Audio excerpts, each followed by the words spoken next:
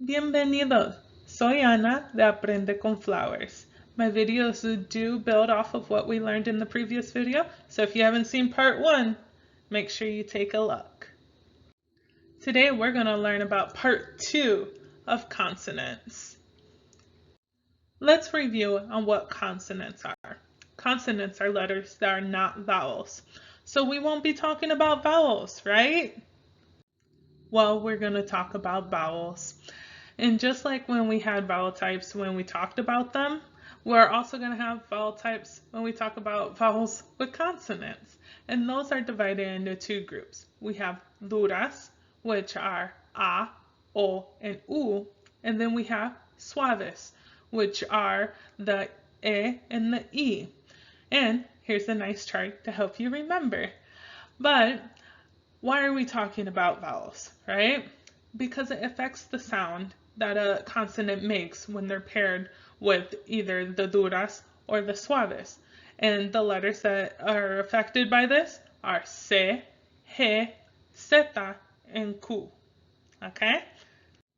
Starting off with the letter C, you can see that it has two different sounds. It has a S sound and a K sound, depending on which vowel it's paired with. So let's take a look. We have Ka, Se, Si, Ko, Ku.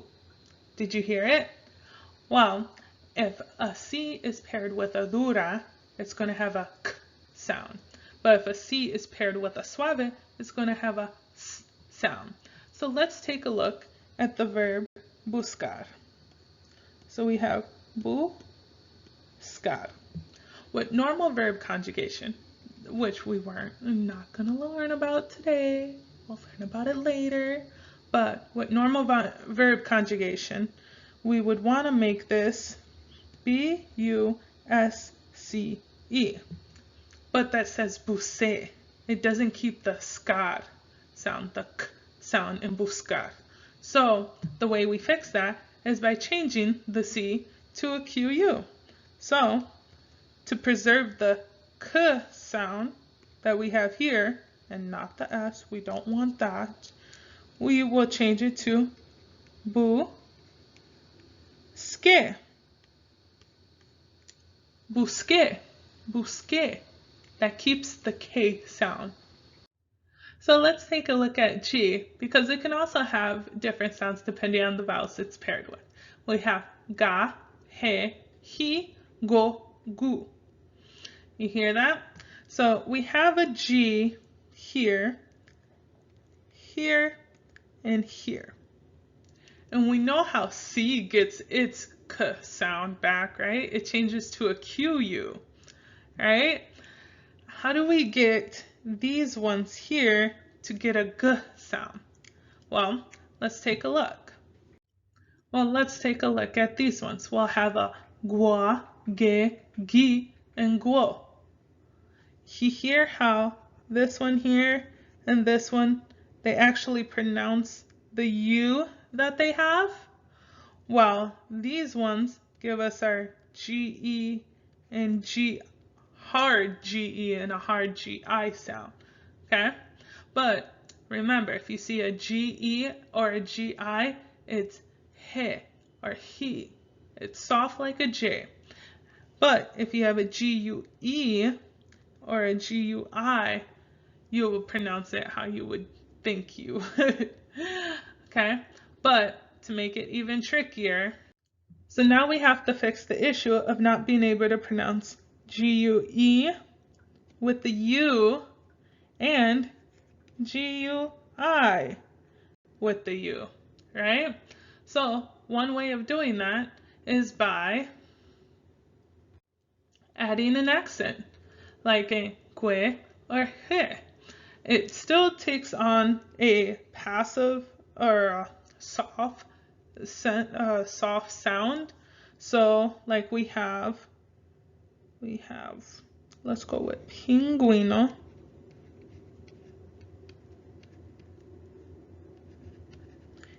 Pinguino, right? So that's compared to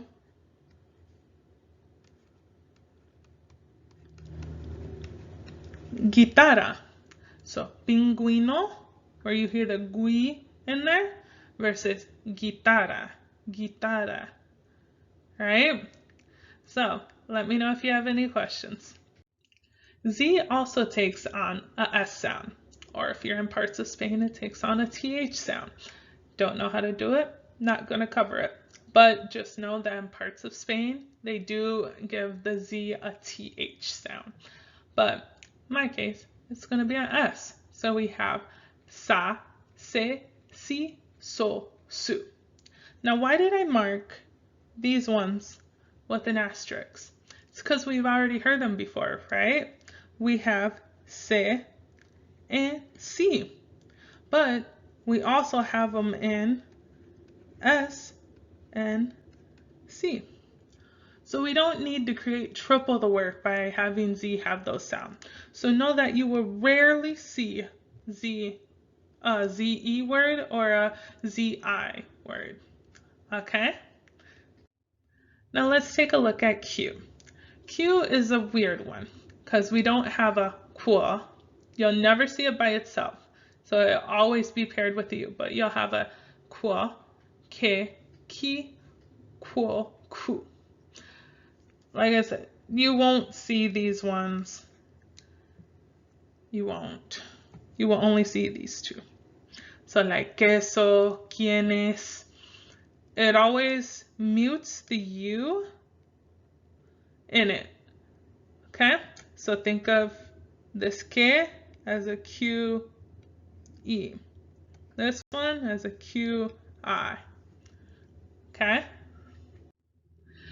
So we're done with consonants, right? Not quite. We still got two more. So hang in there. We're almost done. Let's talk about Y. Y is a special letter because it can act as both a vowel and a consonant. It's what's known as a semiconsonant. So I have an E sound when it acts as a vowel and a J sound when it acts as a consonant. So this J, think of it as like the English J, not the Spanish J, which would be H, right? So let's take a look at it as a vowel. As a vowel, you will see it in two different ways. Either by itself, meaning and, or you will see it at the end of a word, like in hoy, meaning today. Or you will see it as a consonant, which will be in the middle of a word or at the beginning, but you have words like ayer. Ayer is the opposite of hoy, right? It means yesterday. So ayer, ayer. So if you want to think of it as having the English J, or you can think of it as having a G sound. Okay? Let's move on to X, the trickiest consonant of them all. And why is it tricky? Because the way you pronounce it can actually vary. Sometimes quite a bit, sometimes not so much. But if you follow these three main rules, for the most part, you won't have any problems. So one way you can pronounce X is as a KS sound when it's either between vowels or at the end of the word. You can also pronounce it as a S or an SH in some cases if it's at the beginning of a word. Or you can pronounce it as a J if it's at the beginning of a syllable. That does also include at the beginning of the word, which makes this a little complicated. So let's look at a few examples, right? So we have, for this rule here, we have my favorite example is examen, right? So let's break this one up and we have X, sa, men. Okay, so my favorite example for this one is the one that almost everyone uses for X, right? Xylophone. Xylophone, right? But you can also see it in names, especially in Mexico. There's quite a few places that do start with X. So there's a place inside of the Ciudad de Mexico, which is called Xochimilco. Xochimilco. It has that S sound, right? So what are some examples of the J? Well, this one you will see, at least in my experience, you'll see it more often than not, which is like in Mexico. Or I have someone that I know whose name is Jimena. You see why having it at the beginning of a syllable can be confusing? But for the most part, if you keep your ears up and open, listen to how other people are saying words, or if you're confused and don't know how to say something, just ask. So, we're not done with consonants yet. We still have one more part, and that will cover some of the trickier subjects when it comes to consonants. So hang in just a bit longer. Y gracias por acompañarme en este viaje de aprendizaje. Chao.